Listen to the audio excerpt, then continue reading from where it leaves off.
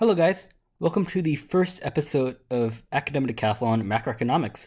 Today we're going to be discussing macroeconomic issues, which is just about some of the basic concepts that you're going to learn in economics, and this is just going to give you a brief overview of them. You'll go more into depth on all of these things in different videos, but this one is just to kind of give you the foundation for future concepts. So today we're going to first talk about something called the gross domestic product. And I'm sure you've heard about this even if you've never studied macroeconomics. It's often shortened to the GDP. And this is really important in economics because it measures the output of an entire economy. It's basically how much an economy produces within its borders in a specified time period. And so if a country produces a lot of things, if it makes a lot of things, then its gross domestic product is going to be really high. But if it doesn't, it's going to be really low. And so it's a good measure of the health of the economy. And so there's something also called the GDP per capita. And per capita is just a Latin phrase that literally means per head. And so as you might suspect, it's GDP per person. So it's just whatever the GDP is divided by the amount of people in the population. And so here are just a few numbers. So since 1900 in the United States, the GDP has actually risen by 32 times. Just take a moment to wrap your head around that. The monetary value of things produced in the United States has grown 32 times in about 100 years. That's just amazing to me. And so the population has grown by about 4 since then. And so that should mean that the GDP per capita, the GDP per person, has risen 8 times. Okay, and that's pretty astounding that the average person can consume approximately 8 times more in monetary value, because GDP per capita, if you think about it, it's what the average person can consume in that economy. And so while the GDP per capita measures what the average person can consume, it's also good to know what the average person can produce, but not everyone in the population is working. So that's why we have something else called the average labor productivity. And instead of just dividing GDP by the entire population, you just take GDP and you divide it by the people employed, the people who have jobs. And then this gives you what the average worker can produce. And we're going to talk about economic growth. So you might hear GDP growth 32 times. Wow, that's a lot. You might just think it's like that. It's a straight line or even exponential or something, but it's actually not like that at all. It's more like this. So you notice how in the long run, the entire thing is growing, but you have these short run fluctuations in up and down. And these fluctuations are called the business cycle. So just looking at this graph a little bit, you have the high points in the economy, and these are called crests, just like any wave if you've studied that. And then you have these lower points, which are called troughs. And so the period between a trough and a crest, or when the economy is growing, this is called an expansion. And the area between a crest and a trough, when the economy is decreasing, this is called a recession.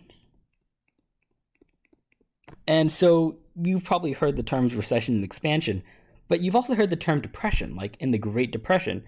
And so depression is just when there's a recession, but it's like really, really bad. So you guys know how bad the Great Depression was. And that was called a depression and not a recession because it was just significantly worse than a standard recession. And so the Great Depression, very important, was from 1929 to 1933.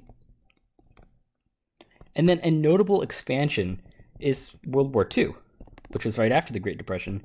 It was from 1941 to 1945, at least when the United States was participating in it. And again, notice how the GDP has short-run fluctuations called the business cycle, but in the end, it's kind of growing. Just long-run growth is always present for GDP. That's just kind of a good rule of thumb. Okay, let's talk about unemployment.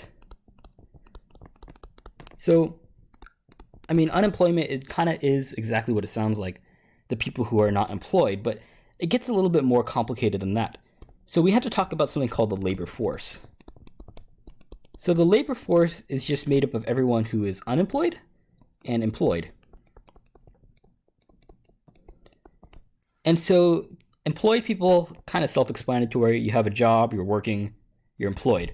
Also important to note that part-time workers are considered employed. They're not considered half-employed. They're completely employed for economic purposes. And the people who are unemployed are the people who are seeking work but can't find it. And so people who are retired or like children who are just students, they're not unemployed because they're not actively seeking work. Only the people who are seeking work and cannot find it are unemployed. And remember how the GDP graph was going up and kind of up and down, but it was going up in the long run. The graph for unemployment looks something like this. It goes up and down and up and down and up and down and up and down. But notice how nothing really changed. In the long run, the unemployment rate isn't really increasing. It's just kind of staying the same, going up and down and up and down. And so in expansions, the unemployment rate generally goes down. As the economy is booming, more people are finding work. But in recessions, the unemployment rate normally goes up. More people are unemployed and can't find work. And the unemployment rate, I kind of forgot to talk about that. It's just the amount of people unemployed divided by the labor force. And so if you have a labor force of 100 people and you have 10 people unemployed and 90 people employed, that means you would have 10 divided by 100, and then that would be 0.1, and then to convert that to percent, you just times that 100. So you'd have a 10% unemployment rate. And just another important note here, the labor force was 100 people, but let's say the population was 200. Does that change the unemployment rate? The answer there is no, because the population doesn't matter. It only matters in the labor force. So if the labor force is 100 and the population is 200, then that clearly just means there's 100 people who aren't seeking work. Either they're retired, they're students, they've given up. All of those do not count in the labor force. Okay, inflation. You guys always hear about inflation. Not a very good thing. Inflation is when all the prices in the economy rise together at once. So why is this so bad? So let's imagine you had $20. And with that $20, you can go to like a store and buy a certain amount of stuff. Now, if there's inflation, that means that money is worth less because all the prices have risen together. The purchasing power has gone down, and so now you can't buy as much stuff for that $20. And so that just makes people worse off. And so inflation is actually reverse of unemployment. So in expansions, the inflation rate goes up. And in recessions, the inflation goes down. So during times of high inflation, those were like World War I, World War II, the 1970s, where they were in big expansions. And then when the inflation was really low, or even sometimes the inflation went reverse, prices went down. These were in recessions and depressions and stuff like that. And again, inflation is not good for the economy. It harms people, and we really want to avoid it. It's a big thing in economics. And then finally, we're going to talk about international trade, which is exactly what it sounds like. It's when nations trade. So let's imagine the trading situation between the United States and something like China. And we know that China imports a lot. We import a lot of stuff from China. And we send stuff to China, but not as much because, we have all the made in China stuff. China doesn't have a lot of made in USA. So we notice that China is exporting more than it's importing, and the United States is, China is exporting more than it's importing, and the United States is importing more than it is exporting. And so a country like China, who has more exports than inputs, they're in a trade surplus. But here in the United States, when they're importing more than they're exporting, they're in something called the trade deficit. And there's a lot of times where the United States was actually in a trade surplus.